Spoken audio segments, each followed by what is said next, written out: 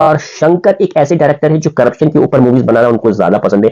अनिल कपूर को देखा नायक मूवी में, जैसे कि हम लोगों ने विक्रम को देखा। ऐसा बहुत ही कम होता है कि इतने लंबे दौर के बाद किसी मूवी का 2025 में इसका तीसरा भाग भी रिलीज किया जाएगा। लेकिन इस बार जो है शंकर थोड़ा सा चूक जाते हैं, उनके डायरेक्शन में यहाँ पे बहुत ही कमजोरी मुझे देखने को मिल रही है। लेकिन यहाँ पे शंकर ने अपने आप को जो है अपडेट नहीं किया है। और परफेक्शनिस्ट अगर साउथ के अगर कमल हसन को बोला जाए, समय पे आकर के मूवी जो है लड़खड़ा के औंधे मुंह गिर जाती है।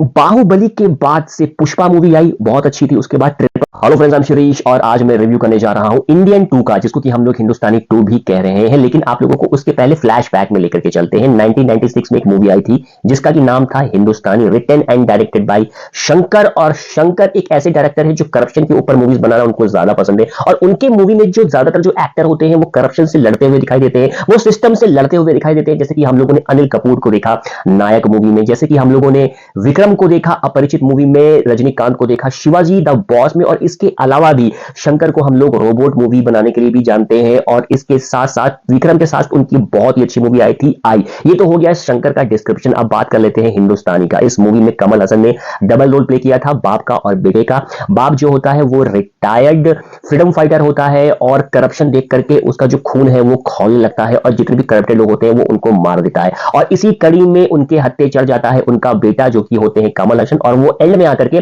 कमल हसन को भी मार देते हैं। आज तकरीबन 28 साल के बाद उसी मूवी का सेकंड पार्ट आया है। ऐसा बहुत ही कम होता है कि इतने लंबे दौर के बाद किसी मूवी का सीक्वल आए। आज 28 साल के बाद हिंदुस्तानी 2 बनकर रिलीज है। तो चलिए इसी मूवी का करते हैं रिव्यू। लेकिन कहानी की बात पहले कर लेते हैं। यहाँ पे मूवी की जो स्टार्टिंग होती है, इसमें जो एक्टर है सिद्धार्थ, उनसे होती है। उनका एक यूट्यूब चैनल होता है बार्किंग डॉग करके, जिसमें कि वो पॉलिटिकल सटायर वीडियो जो है वो अपलोड करते रहते हैं। और उनके साथ उनकी टीम में 3 और लोग होते हैं। लेकिन वो अपने अगल बगल करप्शन को देखते हैं तो उनको बहुत बुरा लगता है, लेकिन वो कुछ कर नहीं पाते क्योंकि वो एक आम नागरिक होते हैं। लेकिन वो चाहते हैं, वो दिल से चाहते हैं कि फिर से हिंदुस्तानी वापस आ जाए, क्योंकि हिंदुस्तानी ही है जो कि इस पूरे करप्शन से लड़ सकता है और उसको जड़ से खत्म कर सकता है। और उसका नाम होता है सेनापति। और इसी बीच वो सोशल मीडिया पे ट्रेंड करवाता है कम बैक इंडियन करके। अब यहां पे एंट्री होती है कमल हसन की, जो कि ताइवान में होते हैं। और ताइवान में भी वो वही काम कर रहे होते हैं जो कि वो इंडिया में कर रहे होते हैं 28 साल पहले। वहां पे करप्शन को मिटाने का काम, गुलशन ग्रोवर को मारते हैं। और उसके बाद जब उनको वो हैशटैग के बारे में पता चलता है तो वो इंडिया वापस आते हैं। और जैसे ही उनकी एंट्री होती है इंडिया में, यहाँ के जो सीबीआई ऑफिसर होते हैं वो उनके पीछे पड़ जाते हैं, क्योंकि उनके पिता भी 28 साल पहले कमल हसन के पीछे पड़े हुए थे, लेकिन वो उनको पकड़ नहीं पाते। उनका ही अधूरा काम उनके जो पुत्र हैं जो कि सीबीआई ऑफिसर होते हैं वो करना चाहते हैं और उनको पकड़ने की वो भरसक कोशिश करते हैं, लेकिन वो उनको पकड़ नहीं पाते हैं। और जब सेनापति इंडिया में आते हैं तो फिर से उनका वही तांडव शुरू हो जाता है जो 28 साल पहले था। वो पकड़ पकड़ के चुन चुन के जितने भी बड़े करप्टेड लोग होते हैं उनको मारते हैं, उनको सजा देते हैं। और उनको सजा देने का उनका जो स्टाइल है वो बहुत ही नायाब है। इस बार दिखाया गया है मार्शल आर्ट की जो है वो ट्रेनिंग लेकर के आते हैं, और पता नहीं कैसे सिर्फ 2 उंगली से वो इतनी बुरी तरीके से सारे करप्टेड लोगों को मारते हैं कि देख करके तो भैया बिल्कुल से रोंगटे ही खड़े हो जाते हैं। और मजा भी आता है कि इस तरह का भी कोई टेक्निक होता है मारने का, कि किस तरीके से मारते हैं। इसके लिए आपको जो है ये मूवी देखने की जरूरत पड़ सकती है। उसके बाद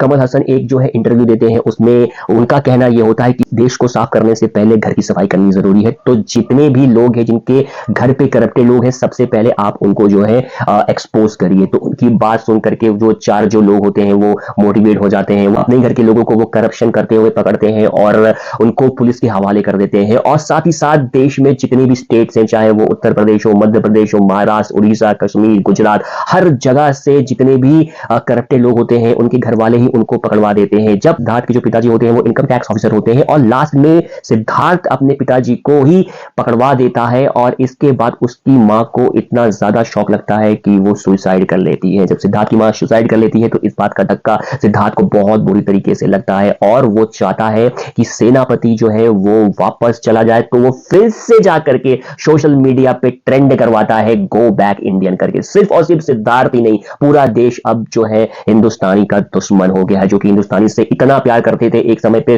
वो चाहते थे कि हिंदुस्तानी इंडिया में आकर के फिर से करप्शन को हटाए। अब वही सारे लोग अब हिंदुस्तानी से नफरत करने लगते हैं। गुंडे तो उनके पीछे बहुत पहले से ही पड़े हुए थे, साथ ही साथ पूरी जो देश होती है, पूरा जो सिस्टम होता है उनके पीछे पड़ जाता है। लेकिन भैया हिंदुस्तानी तो हिंदुस्तानी है, सेनापति को पकड़ना इतना आसान थोड़ी होता है, फिर वही दौड़ना भागना होता है और एंड में जाकर के जो सीबीआई ऑफिसर होते हैं उनको सेनापति फिर अपने मार्शल आर्ट के टेक्निक से उनको घायल करके, उनको किडनैप करके भाग जाते हैं और यहीं पे मूवी जो है खत्म हो जाता है। एक्चुअली इस मूवी को 2 पार्ट में बनाया गया है, अभी तो इसका जो दूसरा भाग है वही रिलीज किया गया है, 2025 में इसका तीसरा भाग भी रिलीज किया जाएगा। मोटा मोटी मूवी की कहानी यही थी। मूवी का जो लेंथ है 3 घंटे का है और मूवी का जो बजट बताया जा रहा है वो 200 करोड़ से 250 करोड़ के बीच में बताया जा रहा है। डायरेक्शन की बात कर लेते हैं यहाँ पे। शंकर नो डाउट मेरे बहुत ही फेवरेट डायरेक्टर है, मैंने इनकी जितनी भी मूवीज देखी हैं बहुत ही कमाल की मूवीज बनाते हैं। ये सिस्टम से हारे हुए लोगों को जो ताकत देती है इनकी मूवी, वो बहुत ही काबिल तारीफ है।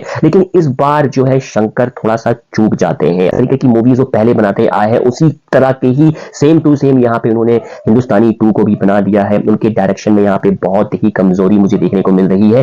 ये मूवी जो है हमें आउटडेटेड सी लगती है, ऐसा लगता है कि इस तरह की कहानी हम लोग पहले भी देख चुके हैं, इस तरह की कहानी हम लोग पहले भी सुन चुके हैं। वैसे देखने में और सुनने में कोई प्रॉब्लम नहीं है, बहुत सारी मूवीज होती हैं जिनकी कहानी ऑलमोस्ट सेम होती है लेकिन उनका प्रेजेंटेशन नए तरीके से होता है। लेकिन यहाँ पे शंकर ने अपने आप को जो है अपडेट नहीं किया है और अपनी कहानी को उसी धर्रे से यहाँ पे चलाया है जहां पे वो लैग करते हैं और वहां पे वो मात खा जाते हैं। मूवी की जो कहानी है, जो प्लॉट है, बहुत ही सुस्त नजर आने लगी। मूवी का जो पहला आधा घंटा था वो थोड़ा सा एंगेजिंग था, लग रहा था कि हाँ कुछ अच्छा होने वाला है, लेकिन मूवी का जो बीच का जो पोर्शन होता है वो बहुत ही बुरा चला जाता है, जिसकी वजह से पूरा मूवी का जो स्टोरी है वो आउट ऑफ ट्रैक हो जाती है और एंड में आकर के मूवी फिर से ट्रैक में आने की कोशिश करती तो है लेकिन तब तक बहुत देर हो चुका होता है। परफॉर्मेंस की अगर मैं बात करूं तो सिद्धार्थ ने बहुत ही अच्छा यहाँ पे परफॉर्मेंस किया हुआ है। उनकी गर्लफ्रेंड रकुलप्रीत सिंह है, जितना भी उनका रोल है ठीक ठाक किया हुआ है। मेन जो लीड एक्टर है सेनापति हिंदुस्तानी कमल हसन, उनकी एक्टिंग के बारे में तो मैं कुछ नहीं बोल सकता हूं भैया, वेटरन एक्टर है वो, बहुत ही शानदार उन्होंने यहाँ पे परफॉर्मेंस दिया हुआ है। और मेन चीज उनका जो मेकअप होता है वो बहुत ही जबरदस्त होता है। उनका एक लुक से दूसरा लुक, दूसरा लुक से तीसरा लुक जो वो करते हैं वो बहुत ही काबिल तारीफ है। मिस्टर परफेक्शनिस्ट अगर साउथ के अगर कमल हसन को बोला जाए तो मेरे हिसाब से ये गलत नहीं होगा। हमारे बॉलीवुड में आमिर खान है तो साउथ में कमल हसन है, लेजेंडरी एक्टर है, उनका परफॉर्मेंस बहुत ही अच्छा है। लेकिन एक बंदा अपने कंधों पे जिम्मेदारी वो यहाँ पे संभाल नहीं पाए। मेन जो मूवी का जो एक एंगेजमेंट होना चाहिए वो नहीं होता है, जिसकी वजह से मूवी बहुत ज्यादा यहाँ पे लैग करती है और जा करके एक समय पे आकर के मूवी जो है लड़खड़ा के औंधे मुंह गिर जाती है। एक बात मुझे समझ में नहीं आ रही है कि जितने भी बड़े बड़े डायरेक्टर हैं पिछले साल से बहुत ज्यादा डिसअपॉइंट कर रहे हैं। एक कहावत है ना, नाम बड़े और दर्शन छोटे। अगर देखा जाए लास्ट ईयर भी मैंने बहुत सारी मूवीज देखी। मैंने राजकुमार हिरानी की डंकी देखी जो कि डिसअपॉइंट उन्होंने बहुत ज्यादा किया था। फिर मैंने टाइगर 3 देखा, वो भी बहुत बड़ी डिसअपॉइंटमेंट मूवी थी। प्रशांत नील का सालार देखा, उस मूवी ने भी बहुत ज्यादा डिसअपॉइंट किया। उसके बाद सिद्धार्थ आनंद का फाइटर देखा, उस मूवी ने भी बहुत डिसअपॉइंट किया। और साथ ही साथ प्रभास तो लगातार डिसअपॉइंट करते ही आ रहे हैं। आदि पुरुष में डिसअपॉइंट किया गया। लियो ने भी बहुत हद तक डिसअपॉइंट करने की कोशिश की थी लेकिन लोकेश कनगराज ने थोड़ा सा जो है यहाँ पे संभाल लिया है। 2020 के बाद से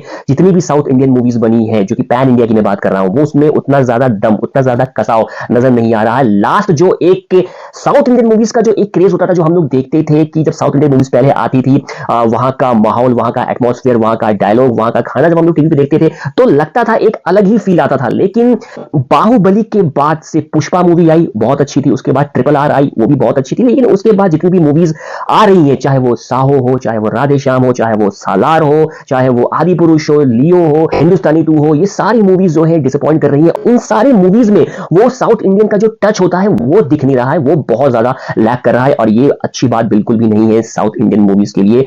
पैन इंडिया लेवल पे, अगर पैन इंडिया लेवल पे एक अच्छी मूवी बनाया जाए, एक प्यारी मूवी बनाया जाए जिसको कि देख करके कम से कम इंटरटेनमेंट हो, लेकिन वो चीज बिल्कुल भी यहां पे नजर नहीं आ रही है। इन शॉर्ट अगर मैं रेटिंग की अगर मैं बात करूं तो हिंदुस्तानी 2 को दूंगा मैं 10 में से मात्र 4 नंबर। 200 से 250 करोड़ की बजट की मूवी है। मुझे नहीं पता कि किस तरीके से ये मूवी जो है अपना कलेक्शन निकाल पाती भी है कि नहीं निकाल पाती है। और अभी दूसरा पार्ट आप लोगों ने बनाया नहीं, खत्म हुआ नहीं कि आप लोगों ने तीसरा पार्ट के लिए आपने तीसरा पार्ट भी बना दिया। यार वो हाइप, अगर आपको एक अच्छी मूवी बनानी है तो कम से कम उस तरह का हाइप तो क्रिएट करिए। सेकंड पार्ट में सब कुछ एकदम से बकवास हो गया, जैसे कल्कि में हुआ था, सालार में हुआ। आप लोगों ने एक तरीके से एक इतनी बड़ी मूवी बनाई और मूवी को लाके छोड़ दिया। सेकंड पार्ट के लिए वो हाइप बनना चाहिए ताकि मूवी देखने का क्रेज हो। ओवरऑल मुझे मूवी बिलो एवरेज लगी। आप लोग जाकर के देखिए और बताइए कि आप लोगों को हिंदुस्तानी 2 मूवी कैसा लगा। अगर मेरे वीडियोस आपको पसंद आ रही है तो बने रहिए मेरे साथ। मिलते हैं अगले रिव्यू वीडियो के साथ। Till then bye bye and take